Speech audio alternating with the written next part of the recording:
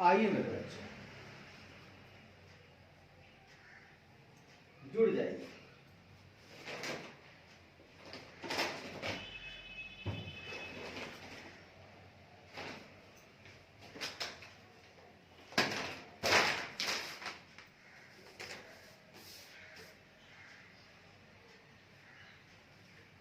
चलो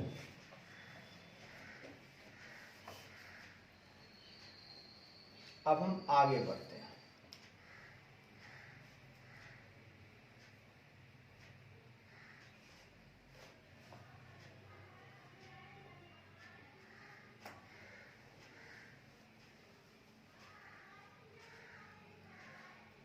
आइए पहले हम लोग चर्चा कर लेते हैं जो अब तक पढ़े हैं, क्या पढ़े हैं उसको देख लेते हैं। हमें हमेशा आगे बढ़ने से पहले जो कुछ भी पढ़ा है उसकी फिर से रिवाइज करके ही आगे बढ़ना चाहिए, ताकि किसी तरह की समस्या ना आए। हम भूलते हैं, हमारी मेमोरी जो होती है, हमारी जो माइंड है, वो पुरानी चीजों को भूलना शुरू कर देती है अगर हम उसका रिवाइज सही समय पर नहीं करते हैं।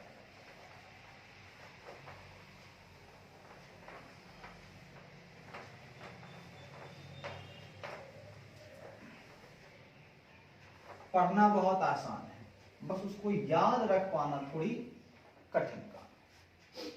तो आइए हम लोग अब तक पढ़े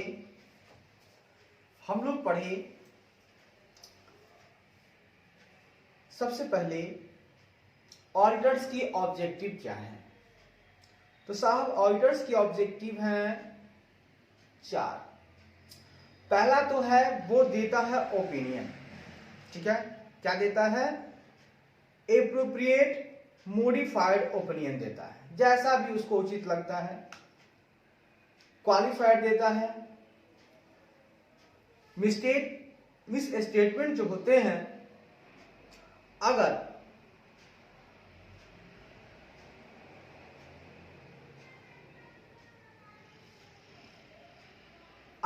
मिस स्टेटमेंट जो है अगर मटेरियल नेचर के होते हैं, ठीक है, मटेरियल नेचर के होते हैं तो एडवर्स, और मिस स्टेटमेंट अगर मटेरियल नेचर के हैं साथ ही साथ परवेशिव है, व्यापक है, हर जगह पे है, तो उसे हम बोलते हैं, वहां पे देता ओपिनियन डिस्क्लेमर, ठीक है। और सिर्फ मटेरियल है तो सॉरी फिर से बता रहा हूं, सिर्फ मटेरियल है तो क्वालिफाइड ओपिनियन, और अगर एविडेंस हमको मिला और गलती है, मटेरियल भी परवेशिव भी, एडवर्स देंगे।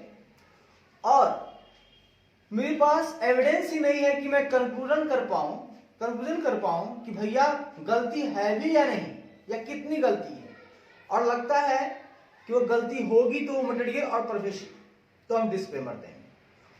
एडवर्स में हमको एविडेंस मिल रहा है, ठीक है, हमने चेकिंग की है। यहां डिस्क्लेमर में हमको कोई एविडेंस ही नहीं मिल पा रहा है, तो हम कैसे बता पाए कि गलती कैसी है, और ऐसा लगता है हमें कि गलती अगर होती है तो मटेरियल है और परवेशिव तो डिस्क्लेमर, और सिर्फ मटेरियल है तो क्वालिफाइड। फिर ऑडिट का काम है कि की ऑडिट मैटर में वो सारी सिग्निफिकेंट मैटर्स को बताए। की ऑडिट मैटर्स का एक पैराग्राफ होता है ऑडिट रिपोर्ट में, वहां ऑडिटर बताता है, जो कि यूजर्स के लिए बहुत ही जरूरी है उसको बताना। वो कहीं नहीं बता पाए तो हमें यहां बताना होता है। उसी तरह से एम्फेसिस ऑफ मैटर पैराग्राफ या अदर मैटर पैराग्राफ में भी ऑडिटर जो है अपनी बातों को रखता है, ठीक है। उनका मेन काम क्या है, ऐसे 700 के हिसाब से ऑडिटर का ऑब्जेक्टिव है फॉर्मिंग एन ओपिनियन को फॉर्म करना and report on financial statement. चलिए बातें हमने पढ़ी। हमने ये भी जाना कि मैनेजमेंट की रिस्पॉन्सिबिलिटी होती है, फाइनेंशियल स्टेटमेंट को वो बनाता है, साथ ही साथ वो बनाते समय इंटरनल कंट्रोल को भी ध्यान में रखते हुए उचित काम करते हैं। इंटरनल कंट्रोल पे की रिस्पॉन्सिबिलिटी भी मैनेजमेंट की होती है, ताकि फाइनेंशियल स्टेटमेंट जो है अगर बने तो वो free from material miss statement हो। ये उसकी जिम्मेवारी है मैनेजमेंट की, चाहे वो फ्रॉड के कारण गलती हुई हो या एरर के कारण गलती हुई हो। तो ये मैनेजमेंट की जिम्मेवारी है कि वो सही तरीके से काम करे। साथ ही साथ पर्पस क्या होता है भैया? पर्पस होता है कि वो इनहेंस करना चाहता है इंटेंडेड यूजर्स के कॉन्फिडेंस को, उसकी कॉन्फिडेंस को बढ़ाता है ऑडिट। तो इसका पर्पस है। ये जो पर्पस है ये कब अचीव होगा? जब ऑडिटर इंडिपेंडेंटली रिपोर्ट करेगा। हाँ, और साथ ही साथ फाइनेंशियल स्टेटमेंट जो वो बताएगा कि भैया true and fair view entity के अफेयर्स का दे रहा है। चलिए, जो ऑडिट रिपोर्ट है वो ये भी बताएगा कि ऑडिट रिपोर्ट में वो ओपिनियन देगा कि जो एंटिटी का फाइनेंशियल स्टेटमेंट है उसमें जो सारे रिकॉर्ड्स हैं वो वैसे ही हैं जैसे कि ट्रांजैक्शंस हुए थे। ठीक है, जो ट्रांजैक्शन हुए हैं वैसा ही रिकॉर्ड्स हैं, यानी कि ट्रू एंड फेयर है। रिकॉर्ड्स ट्रू एंड फेयर है तभी होगा, जैसा ट्रांजैक्शन हुआ उसके व्यापार में सेम रिकॉर्ड किया, किसी तरह का लापरवाही नहीं किया, किसी तरह की गलती नहीं की, किसी तरह का फ्रॉड नहीं किया, किसी तरह की एरर नहीं की। ये भी वो जानकारी रखेगा। साथ ही साथ वो ये भी विचार करेगा कि मैनेजमेंट को फाइनेंशियल स्टेटमेंट जो है एक्सेप्टेबल फाइनेंशियल रिपोर्टिंग फ्रेमवर्क के हिसाब से ही तैयार करना चाहिए। और साथ ही साथ जो भी रिलेवेंट स्टैट्यूटरी रिक्वायरमेंट है उसको पूरा करना चाहिए, उसको कंप्लाई करते हुए ही फाइनेंशियल स्टेटमेंट को तैयार करना चाहिए। ये जो ऑडिट रिपोर्ट्स हैं उसके यूजर्स कौन कौन है जरा सुनिएगा। शेयर होल्डर्स हैं, मेंबर्स हैं और अदर स्टेक होल्डर्स हैं। चलिए अब हम बात करते हैं forming an opinion and reporting on the financial statement. उसमें क्या क्या बातें होती हैं? इसमें होता है यही कि जब हम रिपोर्ट करते हैं तो क्या किस फॉर्म में रिपोर्ट करना है और उसमें कौन कौन सी बातें होंगी, मतलब वो फॉर्म निर्धारित है। ठीक है, जो जिस फॉर्म में जिस बातों को बताना है, ओपिनियन को देना है, वैसे ही वो देगा। फॉर्म एंड कंटेंट ये ऑडिटर्स की रिस्पॉन्सिबिलिटी है। ठीक है, ऑडिट रिपोर्ट में जो सारे जितने फॉर्म के नाम होने चाहिए, किस फॉर्म में क्या ओपिनियन देना है और उसमें क्या क्या कंटेंट होना चाहिए, ये काम ऑडिटर की रिस्पॉन्सिबिलिटी है। उसे ध्यान रखना है कि वो ऐसे के हिसाब से काम करेगा ताकि, ठीक है, ताकि कंसिस्टेंसी और कंपेबिलिटी ऑडिट रिपोर्ट में बनी रहे। हाँ, ग्लोबली बनी रहे कि ग्लोबल रूप से अगर हम देखें तो उसका हम तुलना कर पाए। हाँ, चलिए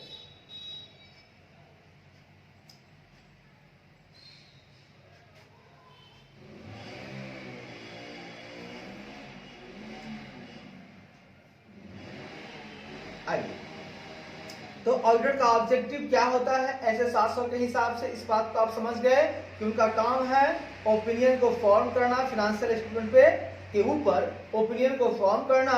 साथ ही साथ ऐसे नहीं ओपिनियन को फॉर्म करेगा, वो इवैल्यूएशन करेगा। ठीक है, वो इवैल्यूएशन करेगा किसका?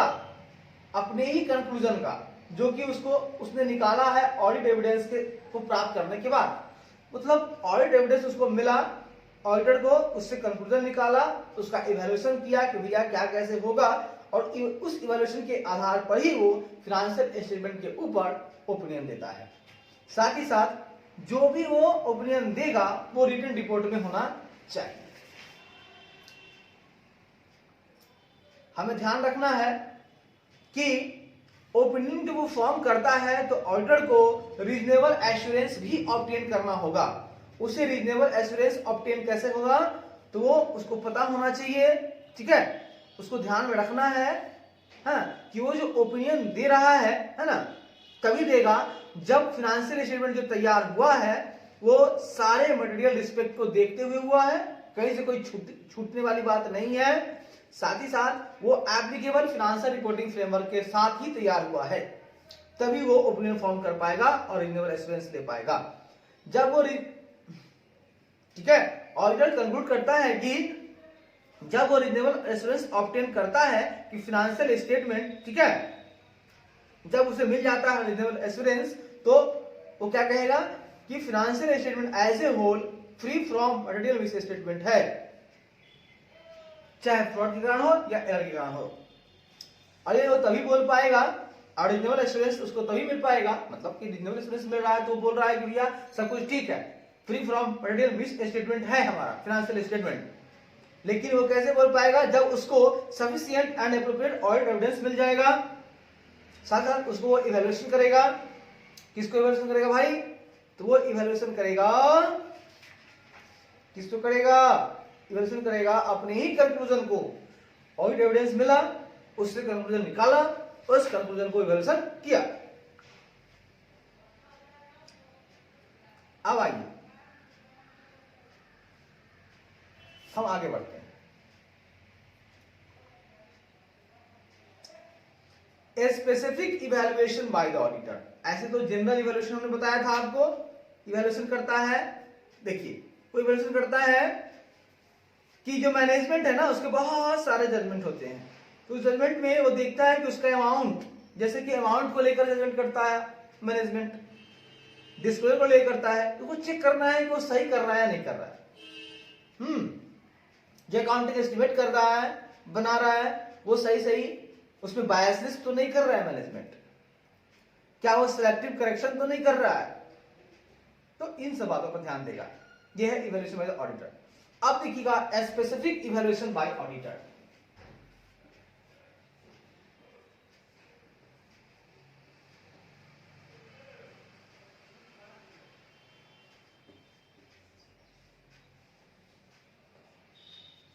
बहुत बढ़िया, बहुत शानदार।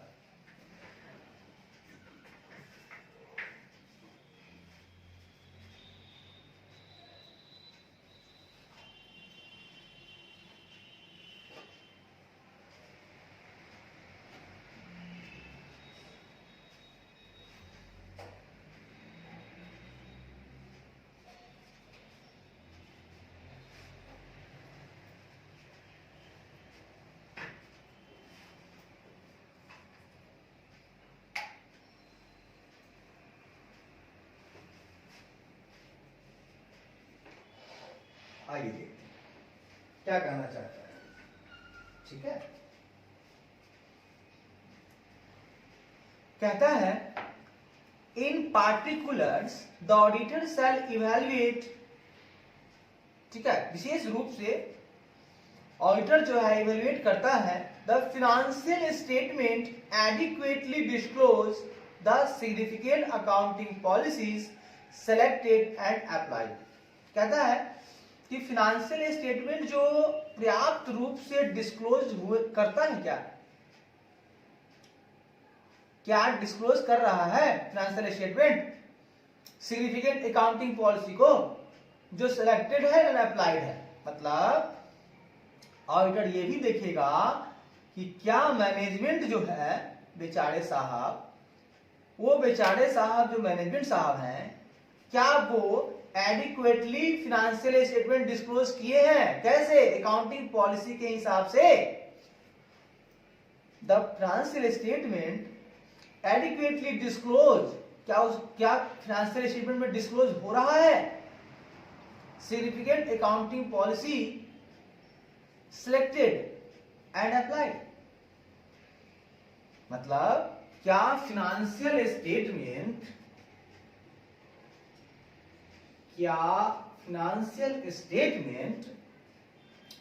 एडिक्वेटली, मतलब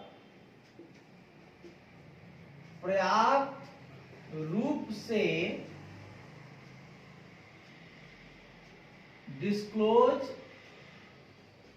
करता है, क्या? किसको? सिग्निफिकेंट अकाउंटिंग पॉलिसी को।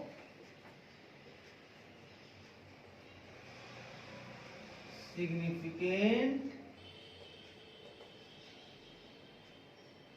अकाउंटिंग पॉलिसी को।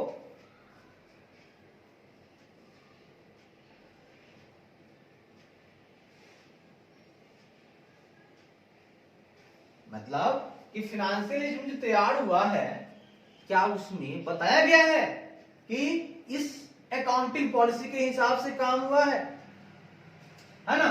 फलाना से ये अकाउंटिंग पॉलिसी जो है सिलेक्टेड भी हुए हैं और अप्लाइड भी हुए हैं। क्या वो बता रहा है कि भाई फाइनेंशियल स्टेटमेंट जो है पूरी तरह से डिस्क्लोज ये कर रहा है क्या कि सिग्निफिकेंट अकाउंटिंग पॉलिसी फलाना फलाना सिलेक्ट हुआ है और ये अप्लाई हुआ है, इस बात को बताएगा। हाँ भाई अकाउंटिंग पॉलिसी सिलेक्ट हुआ है, ये पॉलिसी है हमारी, अप्लाई ये हुआ है, तो दोनों चीजों को बताएगा कि हमने ये अकाउंटिंग पॉलिसी सिलेक्ट किया है और इसको अप्लाई किया है। इस बात को कौन बताएगा? फाइनेंशियल स्टेटमेंट में डिस्क्लोज होना चाहिए। चलिए,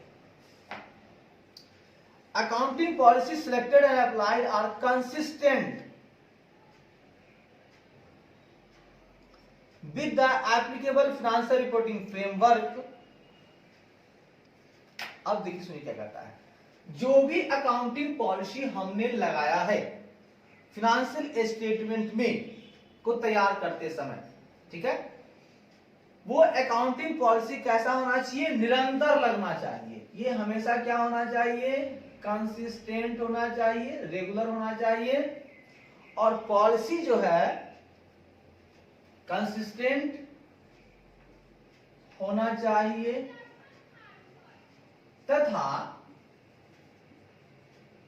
एप्लीकेबल फिनेंशियल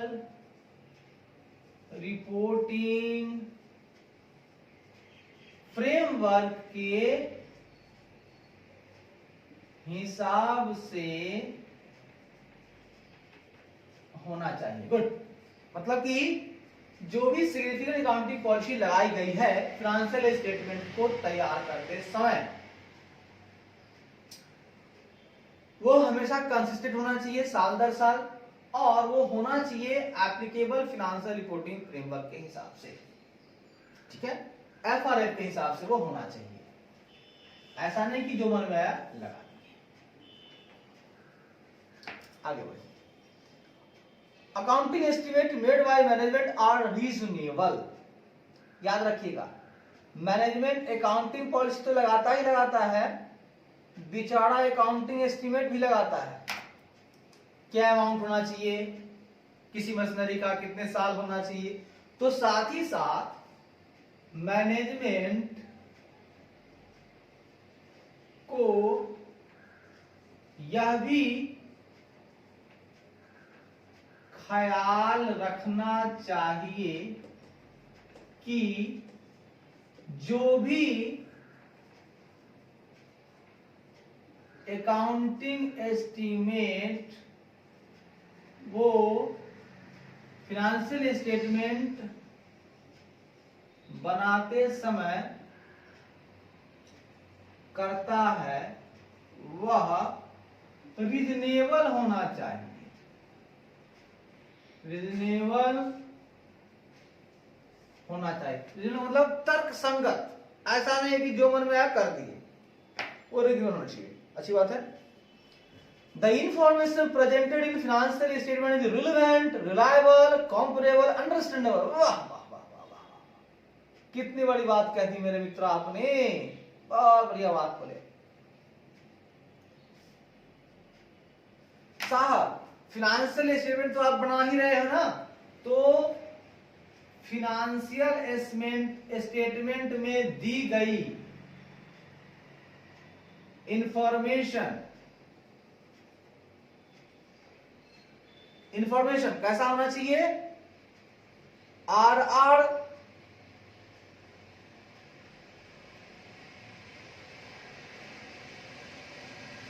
RRCU मतलब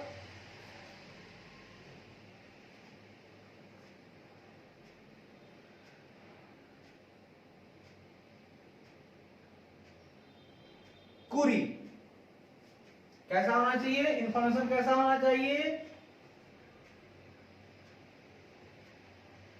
कुरी होना चाहिए। आरी दो बार कैसा होना चाहिए? मेमोरी टेक्निक है ये, कुरी। कुरी होना चाहिए, मतलब फिनेंशियल स्टेटमेंट दी गई जो भी इंफॉर्मेशन आप दे रहे हो वो कुरी होना चाहिए। कुरी का मतलब सी से कॉम्पेरेबल, कॉम्पेरेबल होना चाहिए, यू से अंडरस्टैंडेबल होना चाहिए, री से रिलीवेंट होना चाहिए और फिर री से रिलायबल होना चाहिए।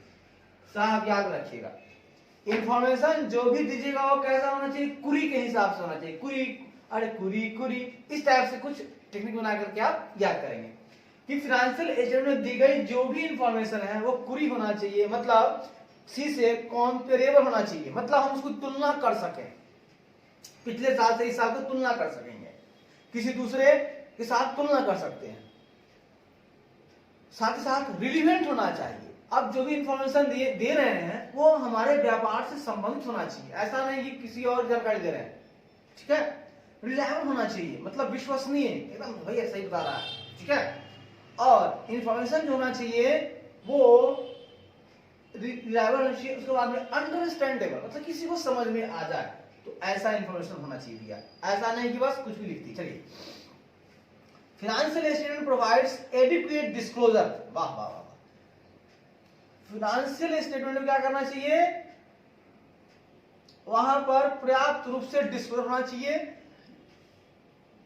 To enable the intended users, ताकि वो इंटेंडेड यूजर्स को योग्य बना सके, to understand the effect of material transactions and events, किसके लिए, अंडरस्टैंड करने के लिए, मतलब फाइनेंशियल स्टेटमेंट में जो भी एडिक्वेट डिस्क्लोजर है, सुनिएगा समझिएगा, फाइनेंशियल स्टेटमेंट में जो भी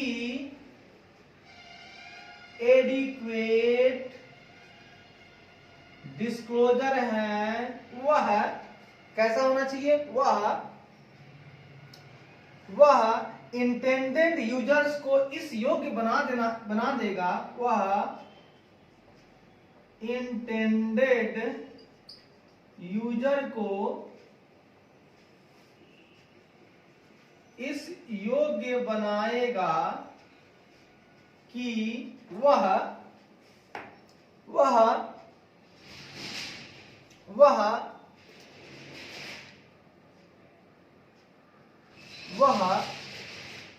समझ पाए, to understand the effect of material transactions and events on the information, ठीक है, convey in the financial statement. हाँ, वह इंटेंडेड यूजर्स को इस योग्य बनाएगा कि वह फाइनेंशियल स्टेटमेंट में दिए गए इंफॉर्मेशन, ठीक है, फाइनेंशियल स्टेटमेंट में दिए गए इंफॉर्मेशन पर, और इंफॉर्मेशन कैसे दिए गए हैं, उस पर जो भी मटेरियल ट्रांजैक्शंस हुआ है, इवेंट्स हुआ है, उसको समझ पाए, मतलब कि फाइनेंशियल स्टेटमेंट में जो भी एडिक्वेट डिस्क्लोजर सोचे कि आए हैं सभी आइएगा, आज जला हो जाएगा, जा आए तो सब्जी आगे नहीं जलाए हुए हैं, एक लाइन और है करके आते हैं तब होगा, जला देते हैं। आज सवेरे आप आए थे, ताला खुला हुआ था, हमारा तो बुआ का छुट्टियां था थी यहीं पर, अच्छा, ना था जैकेटवा में छुट्टियां समझ लेके चल गए, जैकेटवा छुट्टियां थी, अच्छा, आए हैं तो फिर लेके गए हैं तो दिए, ओ इन कह रहे हैं कि ये ताला है तो आप आए थे, अच्छा आते हैं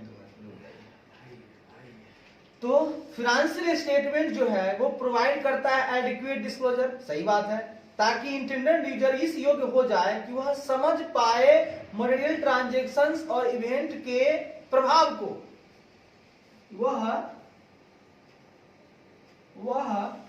समझ पाए मटेरियल ट्रांजैक्शंस और इवेंट्स के प्रभाव को, समझ पाए मटेरियल ट्रांजैक्शन और इवेंट्स, मतलब घटना, मटेरियल ट्रांजैक्शन और इवेंट्स के प्रभाव को, जो कि ये प्रभाव कहां है, जो कि समझ पाए, जो कि फिनेंशियल स्टेटमेंट में दिए गए इंफॉर्मेशन है, वह समझ पाए मटेरियल ट्रांजैक्शंस और इवेंट के प्रभाव को, जो कि फिनेंशियल स्टेटमेंट में दिए गए इंफॉर्मेशन अपने आप ही पढ़िए, हाँ जो डला जाता अपना आप ऊपर, हाँ दिए गए इंफॉर्मेशन पर आधारित है। इस बात को रिकॉर्ड कर रहे हैं, इसको डालते लाइक तो नहीं था।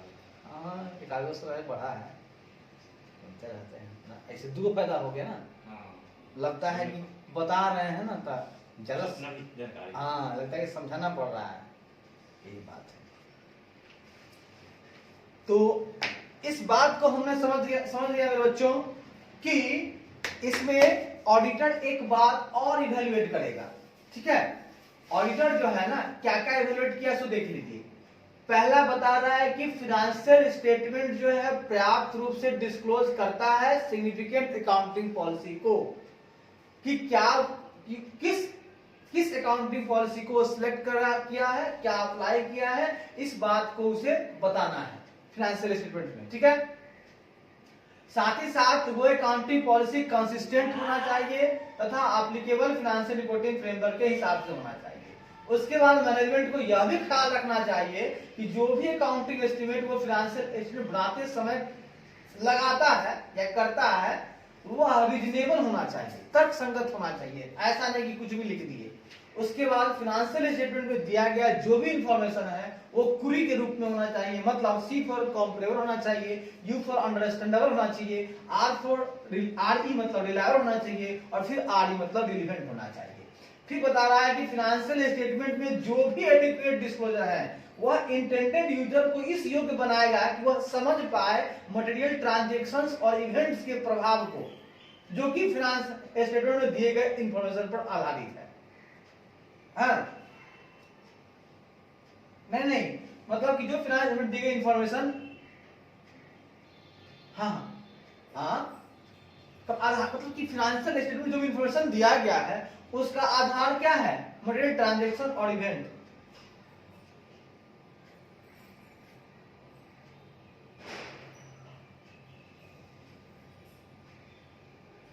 क्या ऐसे लिख सकते हैं, प्रभाव को जो आधार है, जो आधार है फाइनेंशियल इस स्टेटमेंट में दिए गए इंफॉर्मेशन का। फाइनेंशियल स्टेटमेंट बहुत सारी इंफॉर्मेशन है, उसका आधार क्या होगा, ट्रांजैक्शंस हुए होंगे, इवेंट्स हुए होंगे, उनको यहां दिखाया गया है, यहां दिखाया गया है। तो ऐसा बनाओ कि वो ट्रांजैक्शन इवेंट्स कौन समझ पाए, इंटेंडेड यूजर्स। यही है काम ऑडिटर का। आगे बढ़े, आगे देखते हैं।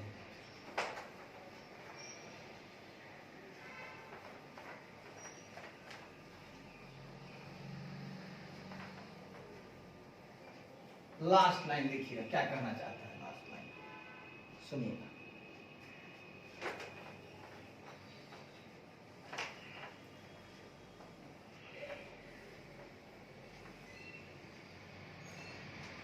कहता है the terminology used in financial statement including the title of each financial statement is appropriate। वाह, जो भी टर्मिनोलॉजी यूज कर रहे हो साहब, ए मैनेजमेंट, उसको भी मैं एनालिसिस करूंगा कि जो भी टर्मिनोलॉजी यूज कर रहे हो फाइनेंशियल स्टेटमेंट में, इंक्लूडिंग टाइटल, जो टाइटल भी दे रहे हो, जैसे कि टाइटल्स क्या होता है ऑडिट रिपोर्ट में, इंडिपेंडेंट ऑडिटर्स रिपोर्ट, तो ऐसा होना चाहिए, टर्मिनोलॉजी एप्रोप्रिएट होना चाहिए, ठीक है।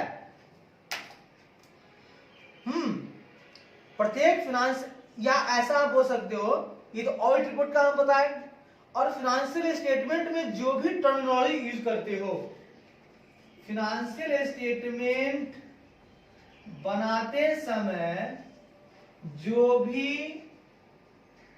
टर्मिनोलॉजी यूज्ड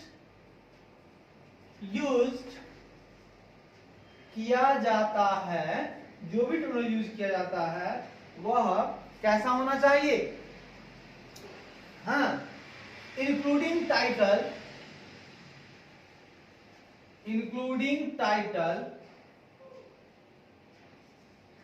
वह एप्रोप्रिएट होना चाहिए। वो कैसा होना चाहिए भैया? वह एप्रोप्रिएट होना चाहिए। Okay, thank you very much. फिर हम लोग आगे बढ़ेंगे नेक्स्ट क्लास में। थोड़ा थोड़ा पढ़िए, अच्छा से पढ़िए, याद करते हुए पढ़िए, बहुत अच्छा लगेगा। पढ़ाई भारी नहीं होता है, बल्कि यादाश्त में रखना, उसको समझकर अपने जहन में उतारना, ये ज्यादा फायदेमंद होगा। ठीक है, okay, thank you very much.